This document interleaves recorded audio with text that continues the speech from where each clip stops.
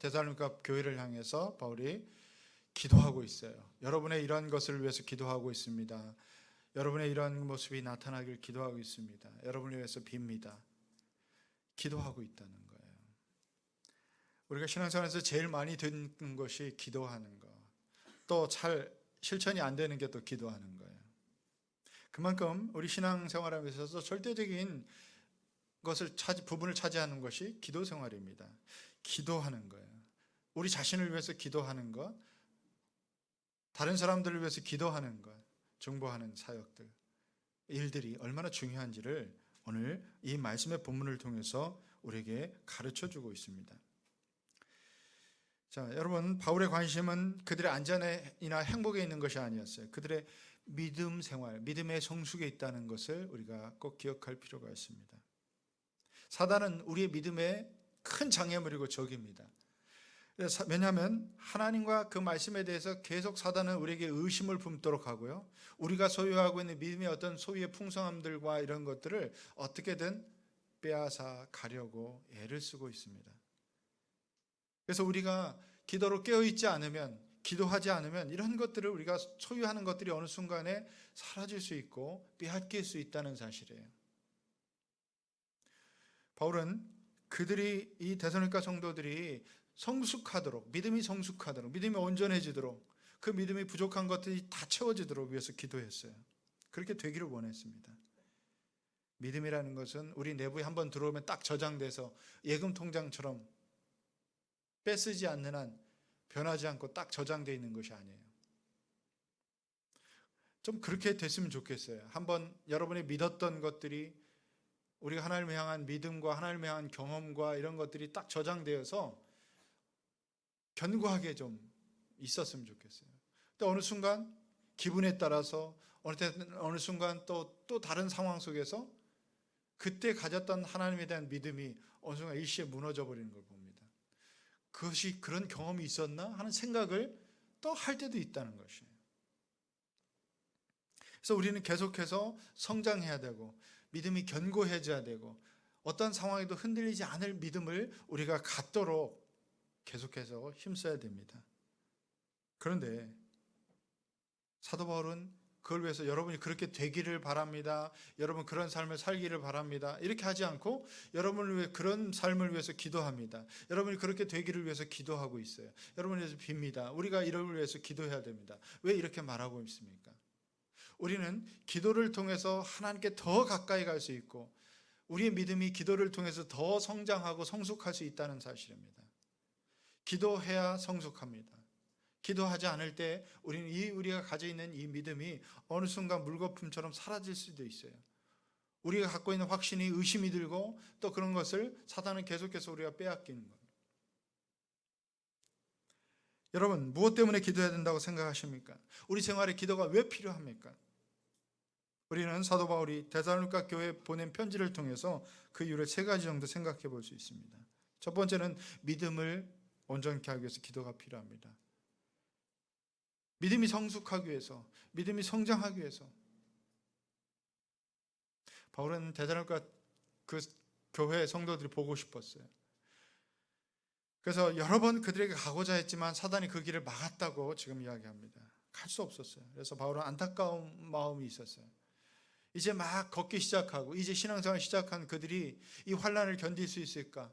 믿음 때문에 겪는 어려움들을 그들이 극복할 수 있을까 하는 이런 사역자로서의 그들에게 복음을 전하고 그들을 가르치고 교회를 세운 그 마음이 염려가 들었어요.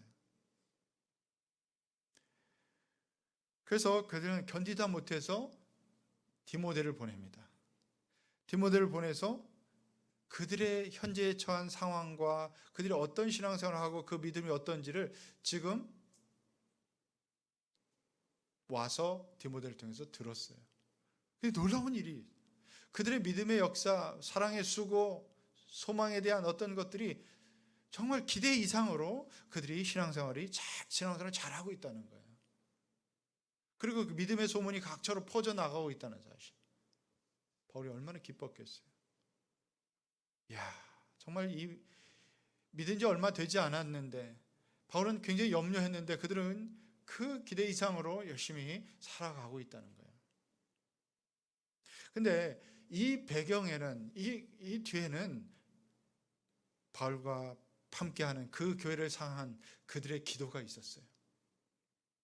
물론 그 데살로니가 교회도 기도하는 데 열심을 품었습니다. 하나님 앞에 나오는 데 열심을 품었어요. 그러나 그들을 위해서 기도하는 사람들이 있었다는 거예요. 밤낮으로 그들을 생각할 때마다 그들의 믿음이 지속적으로 자라도록 기도했다는 거예요. 여러분, 우리가 다른 사람을 위해서, 여러분의 목원들을 위해서, 우리 교회 지체들을 위해서, 여러분이 정말 믿음이 연약한 사람들을 위해서 계속해서 기도해야 될 이유가 있어요. 기도를 통해서 내가 기도함으로 하나님에 대한 확신과 믿음이 성장하지만, 또 다른 사람이 나를 위해서 기도해 줄 때 우리가 어떤 시험도 이겨낼 수 있고 어떤 어려움에 처했을 때 믿음으로 승리할 수 있는 힘이 하나님으로부터 공급되는 거예요. 그래서 너희는 이렇게 기도하라, 너희는 이것을 위해서 기도하라. 예수님 계속 우리에게 말씀하시잖아요. 왜 기도합니까? 우리는 왜 기도해야 됩니까? 이 근본적인 질문부터 해야 될 것 같아요. 기도를 정말 열심히 하는 사람들의 그 바람은 무엇입니까? 왜 기도하는 것 같아요? 하나님을 기대하기 때문에 기도하는 거예요. 내가 할 수 있다고 생각하면 절대 우리는 기도하지 않습니다. 내 힘으로, 내 경험으로, 내 지식으로 그 일을 내가 할 수 있다는 우리 마음에 그런 생각들을 가득하면 우리는 다른 사람을 의지하지 않아요. 하나님께 기대하지 않아요. 하나님을 의지하지 않습니다. 하나님이 일할 것을 기대하지 않기 때문에 기도하지 않는 거예요. 왜 기도합니까? 하나님을 기대하기 때문에 기도합니다. 우리는 하나님이 하실 일을 기대하면서 오늘도 기도하는 거죠. 우리는 철저히 내 힘으로, 내 한계로, 나의 어떤 능력으로 할 수 있는 것이 얼마나 많이 제한되어 있는지를 우리가 깨달아야 돼요. 내가 저 사람을 변화시킬 수 없다는 사실을 알아야 돼요. 누군가를 위해서 여러분 정말 저 사람 예수 믿었으면 좋겠어요. 우리 부모님 예수 믿고 돌아가셨으면 좋겠고, 우리 내 사랑하는 친구가 나의 예수 믿으면 좋겠고, 정말 예수 믿어서 구원받으면 좋겠어요. 여러분들이 영혼을 품고 있잖아요. 근데 내가 내 노력으로 해봤지만 안 되는 거예요. 물론 우리가 힘써야 돼요. 어떻게든 접촉점을 갖고 애쓰고 수고하지만 기도해야 돼요. 하나님이 그 마음을 열어주시도록 기도해야 돼요. 하나님 그 속에 겨자씨 같은 믿음을 심어주시도록 기도해야 돼요. 하나님이 역사하시도록 여러분 기도해야 돼요. 기도의 놀라운 간증들은, 기도를 했더니 정말 놀라운 일들은 우리가 많이 듣잖아요. 여러분이 목장에서 이렇게 VIP를 품고, 여러분 항상 목장에서는 그것을 하셔요. 내가 품고 있는 VIP의 기도 제목들을 여러분 꼭 나누세요. 그래서 함께 기도할 때 역사가 이루어지는 거예요. 그건 내가 할 수 있는 일이 아니라는 거예요. 나는 요만큼밖에 하지 못하지만 결정적으로 하나님께서 하신다는 거예요. 믿음이 연약한 지체들이 있다면 계속 여러분 기도하십시오. 하나님께서 그 믿음이 자라게 하시도록, 그 믿음에 더 큰 소망을 주시도록, 하나님이 역사하시도록, 하나님 이 문제를 해결해 주심으로 하나님을 더, 이 기도 제목을 응답하셔서 하나님이 더 그 사람을 믿음을 더 견고하게 하도록 우린 기도해야 됩니다. 아이들이 막 걸음을 걷기 시작하면 위태위태 하잖아요. 한 걸음 두 걸음 뛰다가 넘어지고, 그럴 때 부모는 어떻게 합니까? 저도 우리 아이들 키워보면서 그때 항상 따라다녀야 돼요. 이렇게 가다가 어디에 부딪힐지 몰라요. 정말 불안한 마음, 염려스러운 마음으로 뒤따라갑니다. 넘어지면 일으켜주기도 하고, 또 넘어지려면 이렇게 잡아주기도 하고, 또 손잡고 걷기도 합니다. 그런 연습을 한참 하는 거예요. 근데 어느 순간에 보면 이제 막 마음대로 걸어요. 걷기뿐만 아니라 그냥 턴도 합니다. 가다가 탁 턴해서 탁 돌아오고요. 그럴 때 본인도 흐뭇하고 보는 부모도 흐뭇하죠. 그러나 혼자 이게 안 돼요. 도움을 주고 또 스스로 일어나는 거 하고 도움이 필요하고요. 여러분, 우리는 아이는 보면 이렇게 손잡아 달라고 때로는 이렇게 손을 이렇게 내밀죠. 우리가 우리 자신을 위해서 여러분의 목장에서 누군가에서 또 기도를 요청하세요. 저를 위해서 기도해 주십시오. 내 믿음이 더 견고해지도록, 내가 성장하도록, 성숙해지도록, 영적 전쟁에서 넘어지지 않고 패배하지 않도록, 또 하나님께서 정말 이 문제를 가지고 이 문제에 응답하셔서 일하시도록 여러분 기도를 부탁하죠. 기도를 부탁하는 사람 믿음이 있는 거예요. 왜 기도를 부탁하지 않습니까? 하나님이 하실 것을 기대하지 않기 때문에 기도 부탁하지 않아요. 제가 보기에는 기도를 빨리 부탁해야 되는데, 빨리 기도 카드 좀 써서 열심히 기도하라고 부탁해야 되는데 안 해요. 혼자 끙끙대고. 하나님을 기대하지 않기 때문에 기도하는 거예요. 이게 믿음이에요, 여러분. 기도를 부탁하는 게 믿음이에요. 저를 위해서 기도해 주세요. 이것을 위해서 기도해 주세요. 저의 믿음을 위해서, 저의 어떤 영적 문제, 또 이런 문제를 위해서 이것이 응답되도록 기도해 주세요. 여러분, 우리는 다 연결되어 있습니다. 하나님 이 공동체를 통해서 우리가 함께 기도하도록, 함께 기도함을 통해서 하나님께서 그 기도를 들으시고 응답하신다는 사실, 이게 믿음의 법칙이에요. 성경에서 우리에게 가르쳐주는 믿음의 법칙, 기도를 통해서 이루어 가신다는 확신을 우리에게 약속을 해주셨다는 사실이에요. 복음서에 보면 예수님도 베드로가 믿음이 떨어지지 않기를 위해서 기도하셨어요. 그리고 우리의 신앙 성숙과 믿음이 온전해지기 위해서 꼭 필요한 것이 기도라는 사실을 알 수 있습니다. 예수님도 그 사명을 감당하기 위해서 이 공생의 기간 동안 어릴 때부터 기도하셨고, 또 공생의 기간 동안 사역을 하면서 매일 피곤하건 시간이 있건 없건 기도의 자리로 나갔습니다.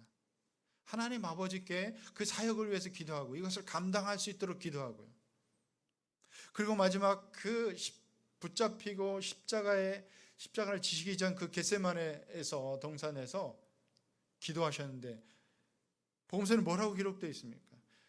기도하면서 흘린 이 땀방울이 핏방울처럼 변했다고 그랬어요. 진액을 다 뽑아낼 때 그런 나오는 것 같아요. 마태복음 26장 39절에 기록해 보면 뭐라고 예수님 기도하셨습니까? 나의 아버지, 하실 수만 있으시면 이 잔을 내게서 지나가게 해주십시오. 그러나 내 뜻대로 하지 마시고 아버지의 뜻대로 해주십시오. 기도를 통해서 철저히 자기의 욕망과 싸워야 됐어요. 우린 기도를 통해서 씨름하는 거예요. 끊임없이 하나님의 원하시는 것과 나의 욕망이 늘 부딪힙니다. 때로는 내 욕망대로 하고 싶어요. 내 소원하는 대로 내가 하고 싶어요. 그러나 믿음은 하나님을 향한 우리의 관계는 그런 게 아니잖아요. 하나님의 뜻이 무엇인지를 분별하는 거예요. 하나님이 내 원대로 하지 마시고 하나님 뜻대로 하기를 원합니다. 우리가 이런 기도를 드려야 돼요. 이게 순종이고 기도를 통해서 이루어지는 순종입니다. 때때로는 내가 원하는 대로 되지 않을지라도 하나님이 원하시고 하나님이 뜻하시는 것을 우리가 그것을 순종하고 행할 수 있는 것, 기도를 통해서 가능한 일이에요. 만약에 본인의 욕망과 우리의 어떤 욕대로 한다면 위대한 일은 일어나지 않습니다. 십자가에 놀라운 이 사건은 결코 이루어지지 않습니다. 십자가의 고난 앞에서도 예수님이 기도가 필요했습니다. 하물며 우리에게 기도가 왜 필요하지 않겠어요? 기도 없이 살 수가 없어요. 기도해야 돼. 기도함으로 우리는 숨 쉴 수 있고 기도함으로 하나님의 일을, 하나님의 역사를 경험할 수 있는 겁니다.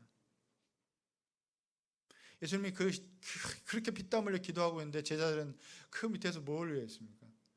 한없이 자고 있었어요. 너희가 나와 함께 한시도 이렇게 깨어있을 수 없더냐. 시험에 들지 않게 깨어라 그래. 깨어 있어 기도하라고 당부하십니다. 오늘 이 당부는 오늘 우리에게도 하시는 당부예요. 시험에 들지 않게 깨어 있어요. 왜 시험에 듭니까? 깨어 있지 않기 때문에, 기도하지 않기 때문에 시험에 드는 거예요.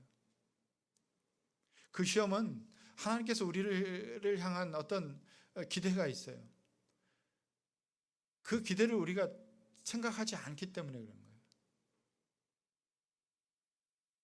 자꾸 그것과 충돌하는 거예요. 그러면서 시험에 드는 겁니다. 나의 욕심, 내가 원하는 것, 내가 하고 싶은 것, 그것들 속에서 어느 순간 우리는 전혀 다른 길을 가네요. 하나님 원하시는 것이 아닌 내 삶에 내가 결정해서 내가 하는 것에 가 있다 보면 우리가 발견을 못해요. 내가 어느 순간 그 자리에 와 있는지도 모릅니다. 오늘 우리는 기도를 또 하면서도 전혀 하나님 원하신 것과 관계없는 기도를 많이 하는 거예요. 우리 욕망을 이루어가는 것을 끊임없이 기도하는데요. 하나님의 사도 바울이 이들을 향해서 가장 간절히 밤낮으로 기도한 것은 그들의 믿음이 부족한 것이 채워지고 더 성장해서 더 견고하게 세워지는 것, 그것을 위해서 기도하는 거예요. 그럴 때 이루어갈 수 있는 더 큰 놀라운 일들이 있기 때문에 그런 거예요. 우리가 다른 사람을 위해서 기도할 때 그 믿음을 위해서 기도하세요. 하나님을 만나도록 기도하시고요. 하나님의 정말 이 확신을 가질 수 있도록 기도하고 그 겨자씨만한 믿음이 더 성장해서 더 큰 것을 감당할 수 있도록 위해서 기도하십시오. 이 본문 말씀에 보면 이 부족함을 온전케 10절에 보면 믿음의 부족한 것을 보충하여 줄 수 있기를. 부족한 것을 보충한다, 이런 의미는 조절한다, 부족한 것을 꿰맨다는 뜻이에요. 어떻게 보면 어부들이 그물을 구멍 뚫린 그 그물을 항상 고기잡이 하고 돌아오면 제일 먼저 하는 일이 그물 손질하는 거예요. 고기를 다 이제 잡은 것을 분류한 뒤에 제일 먼저 하는 것은 다시 고기를 잡기 위해서 그물을 손질하는 거예요. 그래서 찢어진 데, 구멍 난 데는 다시 깁습니다. 끊어진 데는 다시 새 줄로 잇습니다. 그래서 그물을 온전하게 펼쳐놓아요. 그래야 그물을 던졌을 때 그 구멍 난 곳으로 고기가 빠져나가지 않습니다. 한 곳이라도 있으면 기가 막히게 빠져나갑니다. 마찬가지예요. 우리 신앙도 마찬가지예요. 한결같이 신앙을 유지하는 사람들은 별로 없어요. 때로는 구멍이 납니다. 때로는 시험에 들기도 하고 어려움에 빠지기도 하고요. 때로는 확신이 있었던 게 희미했던 것, 의심이 들기도 합니다. 고기를 잡기 위해서 어부가 그물을 수리하듯이 우리 신앙이 어떤 뚫린 구멍도 다시 한번 점검하고 수리하고 다시 부족한 것을 보충하는 거예요. 이게 기도가 필요한 거예요. 우리는 기도할 때 우리가 무엇이 부족한 일을 저는 기도할 때마다 깨닫습니다. 내가 얼마나 큰 죄인이라는 것, 나의 부족함이 무엇인지를 내가 하나님 앞에 서면 알게 돼요. 제 자신을 돌아보고 묵상하고 하나님 앞에 자신을 세워서 기도하기 시작할 때 가장 먼저 발견되는 건 나의 연약함과 나의 부족함이 있다는 거예요. 내 속에 얼마나 악함이 있는지를 알게 되는 거예요.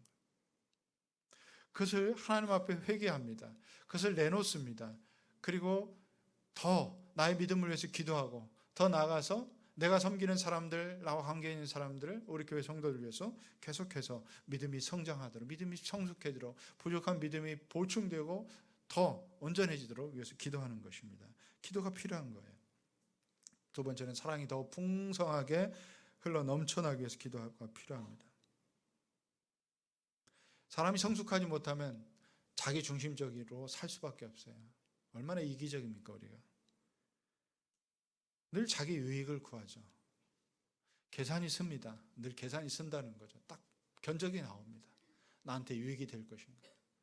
우리가 사람과의 관계에서 사람을 사귀면서도 관계를 맺을 때 어느 정도 딱 지나면 견적이 나옵니다. 저 사람과 계속 관계를 할 것인가?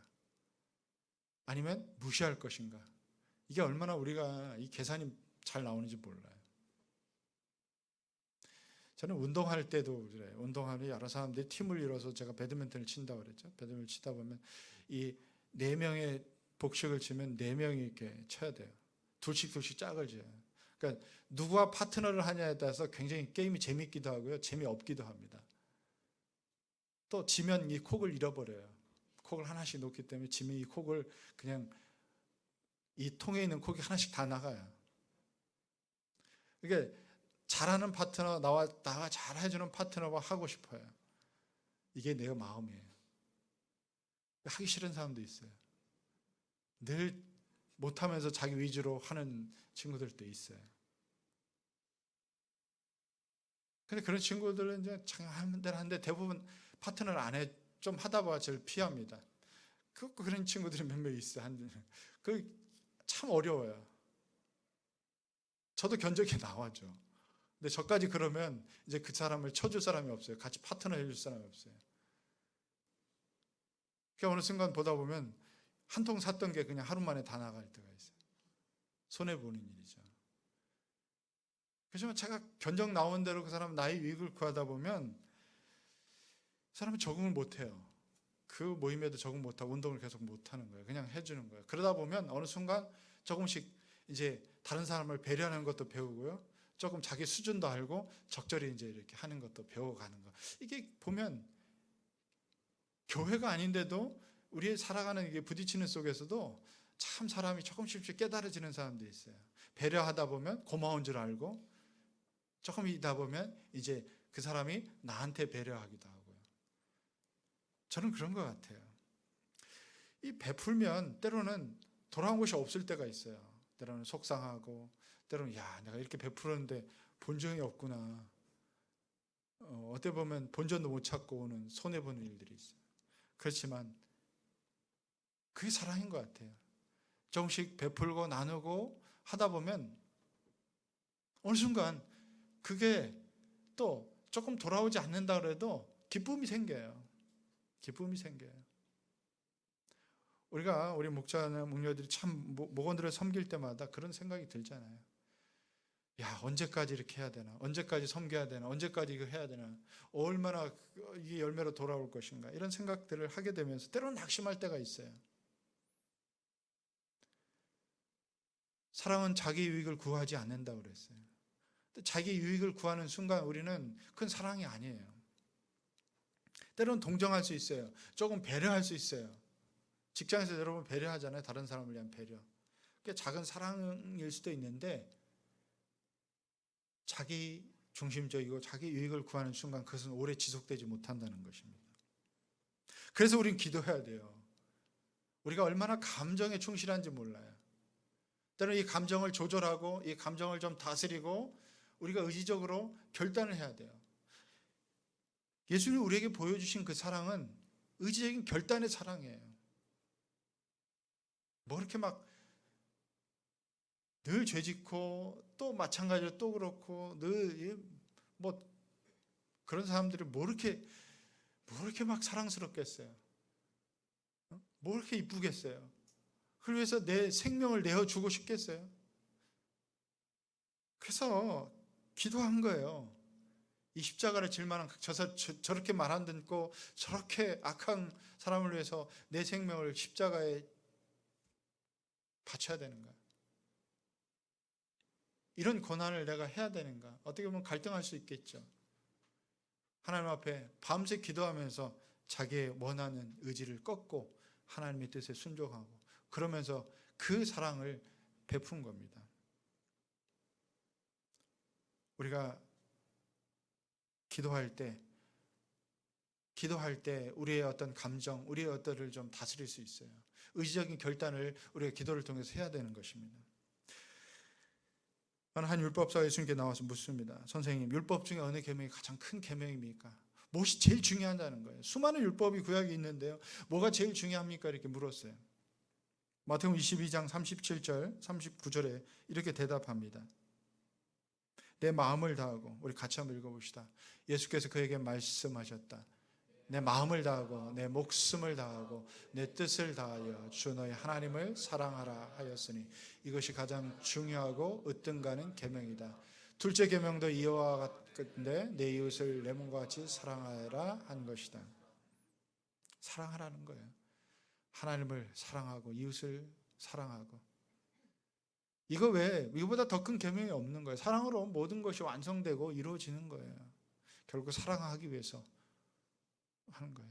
하나님과 우리의 관계, 우리와 이웃과의 관계, 이것이 신앙생활의 가장 중요한 것인데 이것을 우리가 견고하게 세워가고 이루어가는 것, 사랑하라 하지만 이것을 위해서 기도해야 된다는 거예요. 우리 자신의 사랑할 수 있도록 기도하고 우리 공동체가 함께 사랑으로 흘러 넘쳐서 이게 흘러서 다른 곳으로 넘쳐날 수 있도록 우리가 하나님을 정말 사랑하는 것, 또 이웃을 사랑하고 우리의 공동체를 함께 지체를 사랑하고 사랑이 쉽지 않기 때문에 사도 바울은 기도하고 있어요. 그들을 위해서 너희들의 그 사랑이 풍성해지도록 그것이 흘러 넘치도록 기도하고 있는 거예요.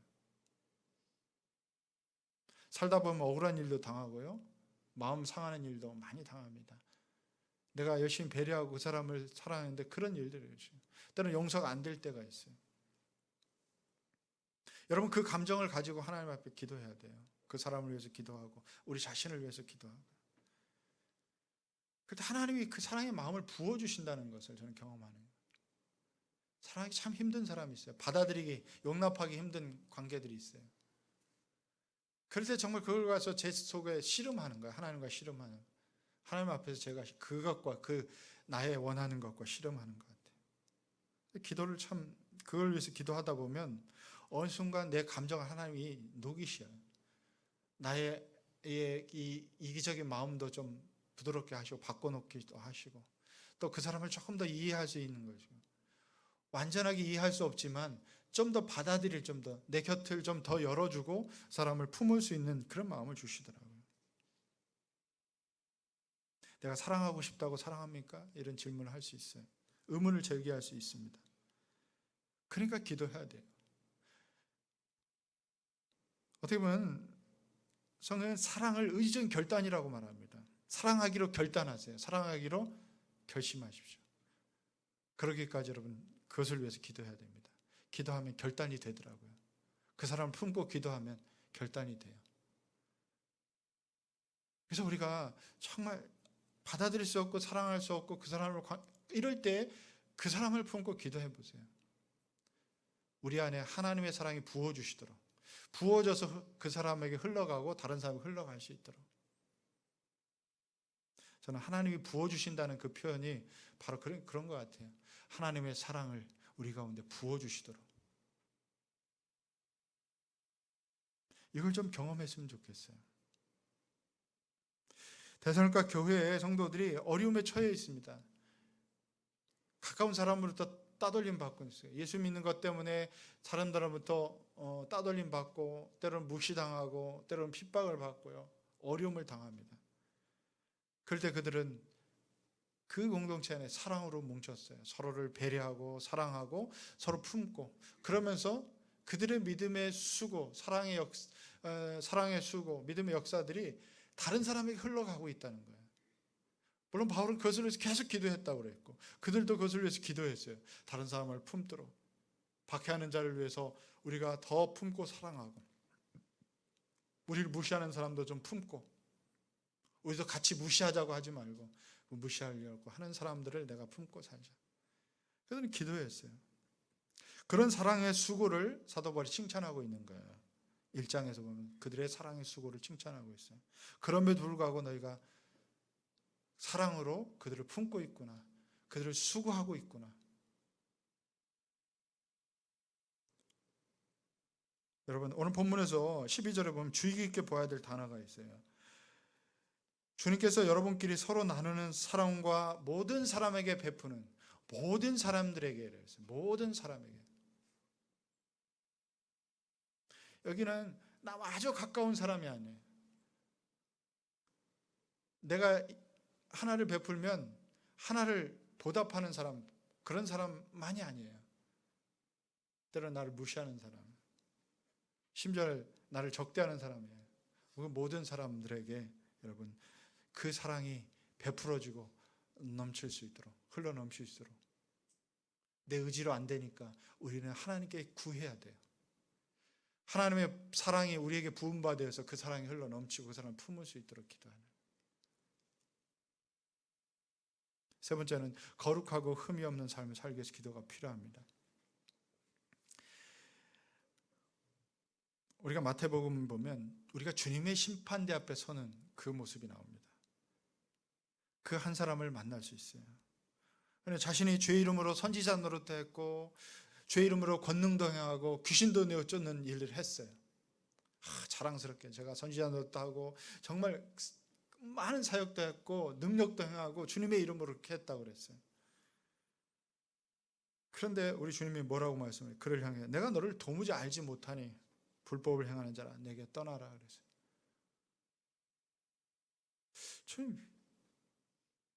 이 말씀을 보면 이해가 잘 안 돼요. 의문이 들었어요. 원님, 이런 사람을 어떻게 모른다고 하신다? 이게 무슨 얘기야? 예수님께서 이 말씀을 하시기 전에 어떤 말씀을 하셨냐면 열매 맺는 나무에 대해서 말씀하십니다. 좋은 나무마다 좋은 열매, 아름다운 열매를 맺는다. 나쁜 나무는 나쁜 열매를 맺는다는 아주 단순한 원리지만 열매 맺는 나무, 우리의 삶에, 우리 신앙생활에 열매가 없는데 능력도 행하고 사람들에 보여지는 그런 것도 하고 사역을 하고 뭐 그런 것이 우리가 하나님 앞에 보일 것이 아니고 하나님 앞에 판단받는 기준이 아니라는 사실이에요. 이게 굉장히 중요한 얘기예요. 오늘날 우리 자신과 이 한국 교회를 보면서 저는 지난주에 이렇게 시간을 보내면서 많은 절망감이 들었어요. 우리가 열매 없는 삶을 가지고 하나님 앞에 우리가 교인이 얼마였다면 우리 한국 교회에 몇만 명, 10만 명 되는 교회 있잖아요. 거기서 세습을 결정하고 그것을 총회가 또 결정하고 그런 것들이 TV나 막 계속해서 며칠 동안 방송됐어요, 여러분. 그날 뭐 하고 계속 방송 안 한 데가 거의 없이 나오더라고요. 네, 그게 화제죠. 부끄러움을 느낍니다. 돈 앞에 굴복할 수 있어요. 어떻게 보면 이것이 권력이 되는 거죠. 오늘날 이 시대에 우리가 열매 없는 삶을 참 살아가고 있는 거예요. 우리가 얼마나 교회가 숫자가 모였고요. 우리가 무엇을 했고요. 제가 이런 일을 교회에서도 했고요. 이런 일을 위해서 했다고 주님 앞에 가져가서 자랑할 거예요. 뭐가 있겠습니까? 제가 목회자로서 참 하나님 앞에 부끄럽지 않는 삶을 살아야 되겠다 이런 생각을 늘 결심하고 기도합니다.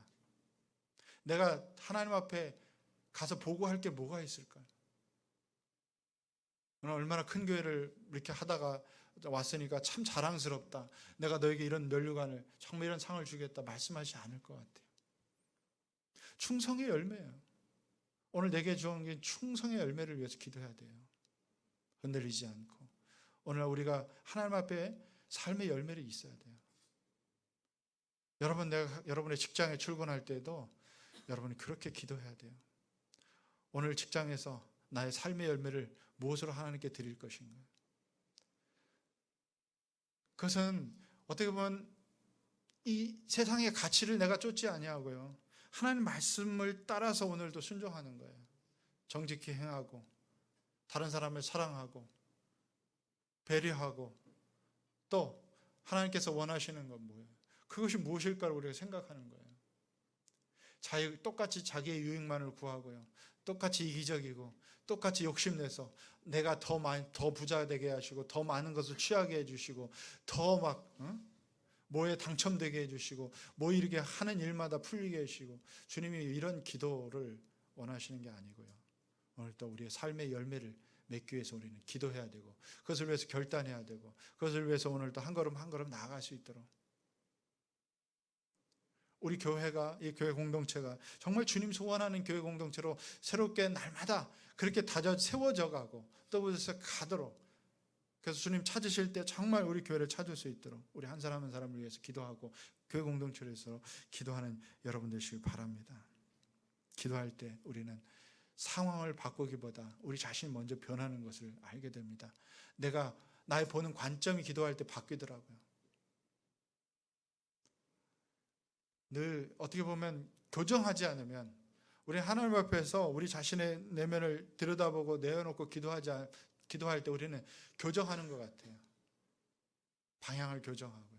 내가 이렇게 막 쫓아가고 추구하고 가는 그 길을 조금 더 조정해서 하나님께서 보시는 것, 하나님 바라보시는 것을 또 바라볼 수 있도록 하나님 앞에서 오늘 또 아침마다 기도할 때 나는 그 삶의 어떤 것들을 방향을 조정하고 있어요.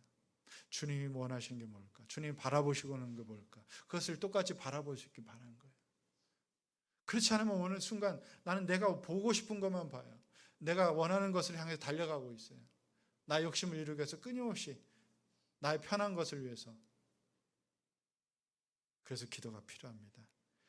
거룩하고 흠없이 주님 앞에 보존되기를 원하는 거예요. 우리는 더 성숙해야 됩니다. 더 하나님 앞에서 온전해지도록 우리 자신을 돌아봐야 돼요. 우리가 기도해야 되고 또 우리의 공동체가 거룩하고 흠없게 이 세상에 휩쓸리지 않도록 하기 위해서 기도해야 돼요. 세상의 가치를 따르지 않은 하나님의 공동체를 정말 하나님 교회를 그렇게 쓰시고 원하시고 그게 크든 작든 그런 교회를 세상에 보고 싶어요. 하나님도 보고 싶고요. 세상 믿지 않는 사람들도 그런 교회를 보고 싶어 합니다. 그래서 우리는 기도해야 돼요.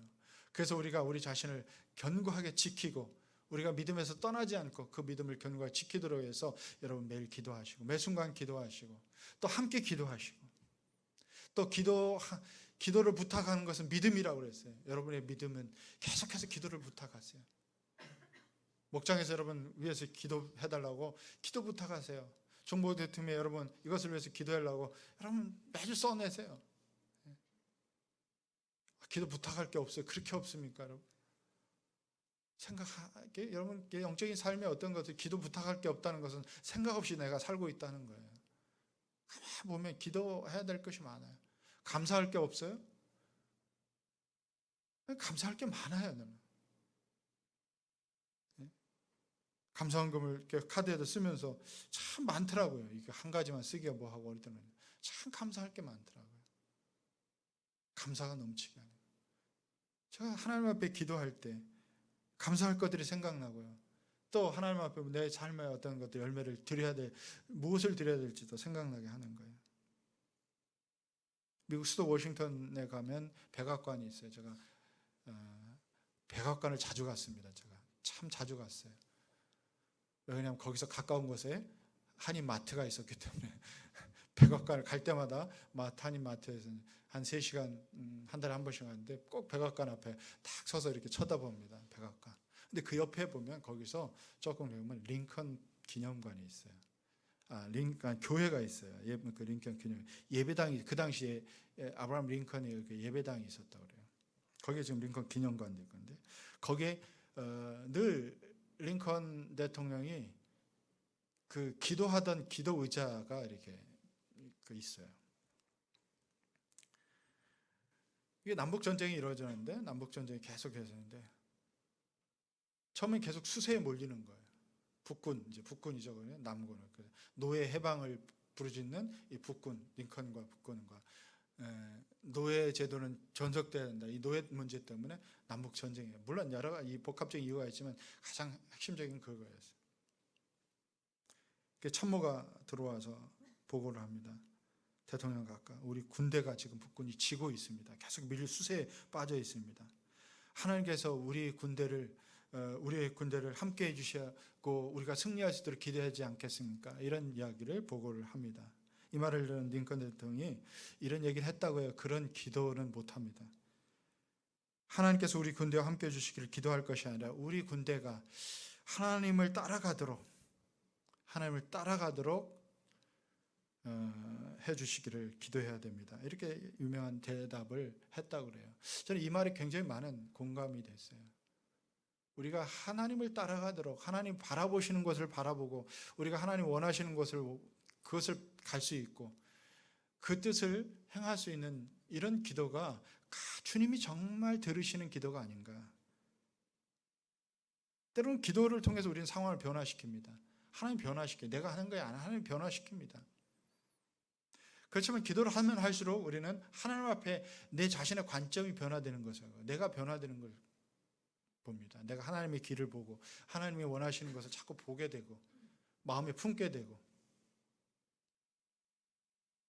하나님 우리 가운데 기도할 때 그런 능력을 주세요. 해결할 수 있는 능력도 주시지만 우리 삶을 바르게 바라볼 수 있는 능력도 주십니다. 거룩이라는 것은 구별된다는 거예요. 세상과 구별되는 거예요. 세상에 구별되는 것. 세상의 가치와 구별되고요. 세상의 습관과 문화와 구별되고 세상에 각하는 것들을 타락한 어떤 것들과 구별되는 것. 이게 거룩한 거예요. 거룩한 삶은 오늘도 이 세상 속에서도 빛이 날 수 있어요. 왜? 나는 그 길을 가지만 하나님이 우리와 함께 하시고 기도할 때 하나님이 우리에게 그 길을 당당하게 걸어갈 수 있도록 그 길에 하나님이 그 길을 열어주시는 그런 능력을 우리 앞에서 행하신다는 것입니다. 말씀 맺습니다. 사탄이 두려워하는 것은 하나님께서 들으시는 기도입니다. 사탄이 할 수 있는 유일한 일은 누군가 기도하는 것을 기도하지 못하게 방해하거나 지금 하지 말고 나중에 기도하라고 우리에게 속삭이는 것입니다. 그냥 기도하는 거예요.